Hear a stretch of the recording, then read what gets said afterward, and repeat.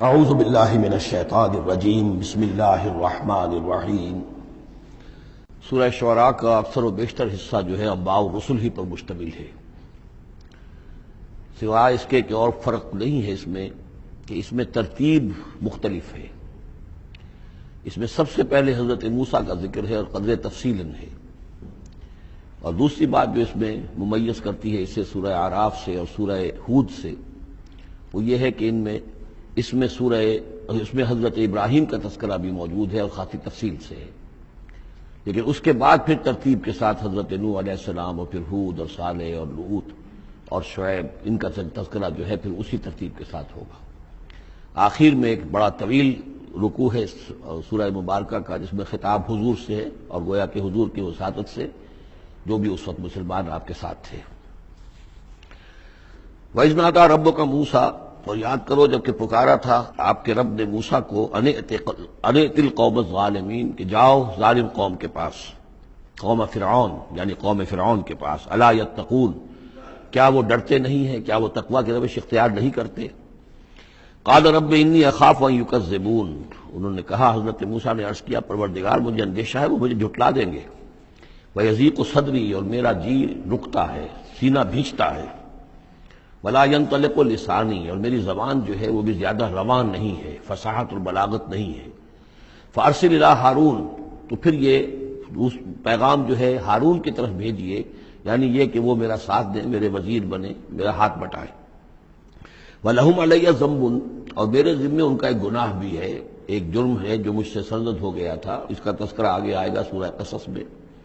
ایک قبطی جو ہے آپ کے ہاتھ سے، وہ قتل عمد نہیں تھا، قتل خطا تھا، لیکن بہرحال قتل ہو گیا تھا۔ تو لَهُمْ عَلَيَّ ذَنْبٌ فَأَخَافُ أَن يَقْتُلُونِ، میرے ذمے تو ان کا ایک جرم بھی ہے، ایک گناہ بھی ہے، تو مجھے تو اندیشہ ہے کہ فوراً اسی جرم کی پاداش میں مجھ پر مقدمہ قائم کر کے اور مجھے قتل کر دیں گے۔ قال کلا، اللہ نے فرمایا نہیں، ہرگز نہیں، فاذهبا بآیاتنا انا معکم مستمعون، جاؤ تم دونوں ہماری نشانیاں لے کر، ہم تم دونوں کے ساتھ، ہم ساتھ ہیں تمہارے اور سن رہے ہیں سب کچھ۔ فاتیا فرعون، تو دونوں پہنچو فرعون کے پاس، فقولا، اور کہو دونوں، انا رسول رب العالمین، ہم دونوں رسول ہیں تمام جہانوں کے پروردگار کی جانب سے، ان ارسل معنا بنی اسرائیل، کہ بھیج دو ہمارے ساتھ بنی اسرائیل کو، اب انہیں جانے دو، انہیں ستاؤ نہیں۔ قال الم نربک فینا ولیدا، اب وہی جو قرآن کا اسلوب ہے کہ درمیانی چیزیں چھوڑ دی، گویا کہ اب اس کے فوراً بعد اب حضرت موسیٰ پہنچ گئے ہیں دربار فرعون کے اندر، انہوں نے وہ دعوت پیش کر دی کہ جو اس پچھلی آیات میں آ چکی ہے۔ اس کے جواب میں فرعون نے کہا، الم نربک فینا ولیدا، کیا تم وہی نہیں ہو موسیٰ کہ جس کو ہم نے اپنے گھر میں پالا؟ تم تو ہمارے محل میں پلے بڑھے ہو۔ اس کو یوں سمجھیے کہ یہ تو بہت ہی، یعنی ترجمہ جو میں کر رہا ہوں وہ ایک مہذب انداز میں، لیکن جس انداز میں کہا گیا تھا اس کا مطلب تو یہ ہے کہ تم ہمارے ٹکڑوں پر پلے، اور اب آج جو ہے ہماری بلی ہم ہی کو میاؤں، اور آج آ گئے ہو ہمارے سامنے اللہ کے رسول بن کر۔ الم نربک فینا ولیدا، جب چھوٹے سے تھے تم، بچے سے تھے، تمہیں ہم نے سمندر سے اس سے نکالا تھا، دریائے نیل سے، ایک صندوق سے، اور ہم نے پالا پوسا تمہیں، ولبثت فینا من عمرک سنین، اور ہمارے ہاں اپنی عمر کا ایک حصہ تم نے گزارا ہے۔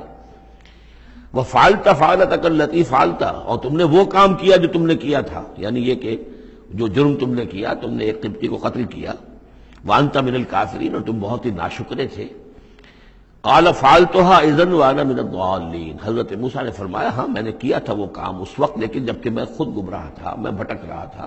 بٹ اس معنی میں کہ ابھی حقیقت خود مجھ پر واضح نہیں ہوئی تھی، ابھی نبوت رسالت مجھے نہیں ملی تھی، بھٹکنے کا لفظ میں نے غلط استعمال کیا، ابھی میں خود تلاش حقیقت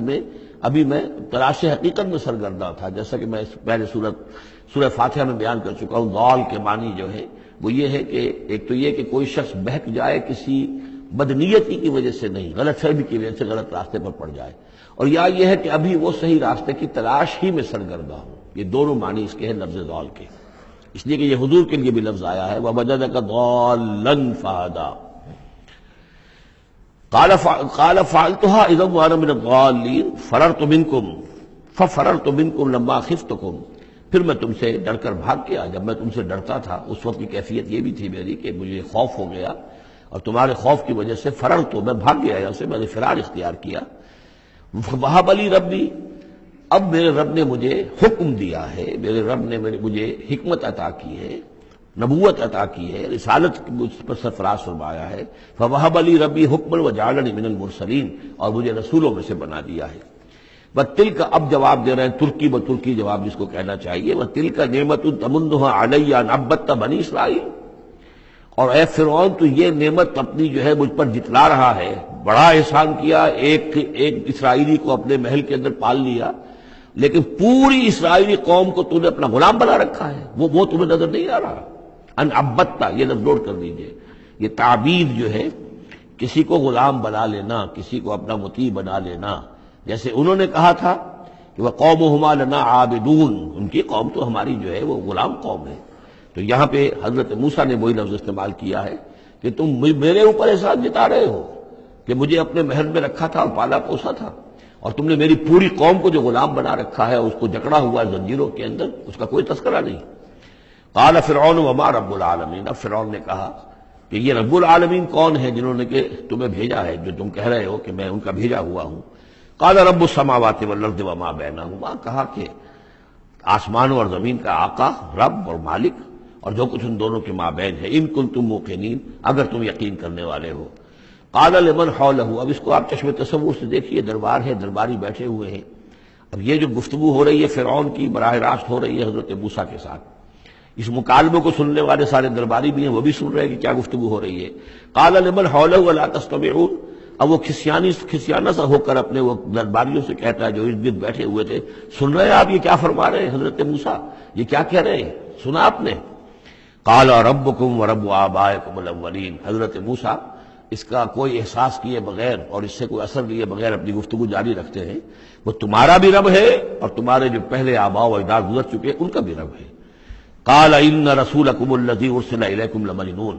اب وہ خطاب حضرت موسیٰ سے نہیں کر رہا، آنکھوں میں آنکھیں نہیں ڈال سکتا، آنکھیں چار نہیں کر پا رہا، اب وہ خود خطاب کر رہا ہے اپنے ان سرداروں سے اور وہ درباریوں سے۔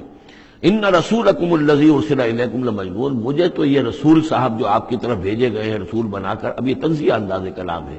وہ رسول تمہارے جو تمہاری طرف رسول بنا کر بھیجے گئے ہیں، میں مجنون، مجھے تو معلوم ہوتا ہے کہ یہ مجنون ہے، ان کا دماغی توازن ٹھیک نہیں رہا ہے۔ حضرت موسیٰ بھی کوئی اثر نہیں لے رہے کہ وہ کیا کہہ رہا ہے اپنے درباریوں سے۔ قال رب المشرق والمغرب وما بینہما، وہ تو مشرق اور مغرب سب کا رب ہے اور جو کچھ ان کے مابین ان سب کا رب ہے، ان کنتم تعقلون، اگر تم عقل سے کام لو۔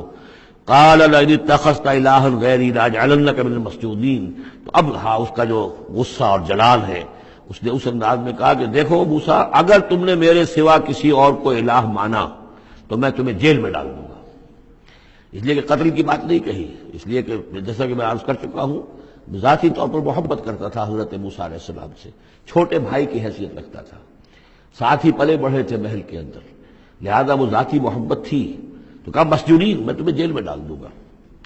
قال اولو جئتک بشیء مبین، حضرت موسیٰ نے فرمایا خواہ میں تمہارے پاس کوئی کھلی نشانی لے کر آیا ہوں۔ قال فات بہ ان کنت من الصادقین، کہا کہ اچھا اگر ہے تم سچے ہو، کوئی خاص نشانی لے کر آئے ہو تو لاؤ پیش کرو۔ فالقى عصاه، تو انہوں نے اپنا عصا ڈال دیا، فاذا هي ثعبان مبین، تو اچانک وہ ایک اژدہا بن گیا۔ کہیں لفظ ثعبان آیا ہے وہ ذرا بڑے سانپ کو اور موٹے سانپ کو اژدہا کی شکل میں، اور کہیں آیا حیہ، سانپ، عام جو سانپ ہوتے ہیں۔ وَنَزَعَ يَدَهُ فَإِذَا هِيَ بَيْضَاءُ لِلنَّاظِرِينَ، انہوں نے اپنا ہاتھ جو ہے اپنے گریبان سے کھینچا تو دیکھا کہ وہ تو سفید ہے، دیکھنے والوں کو نظر آ رہا ہے۔ قال للملأ حوله، اب پھر اس نے کہا اپنے ان سرداروں سے، درباریوں سے جو اس کے ارد گرد تھے، ان ھذا لساحر علیم، یہ تو واقعتاً تو جادو وادو تو خوب سیکھ کر آئے ہیں یہ موسیٰ کا، جہاں سے بھی آئے ہیں، جہاں رہے ہیں اتنے عرصے، تو یہ واقعتاً بہت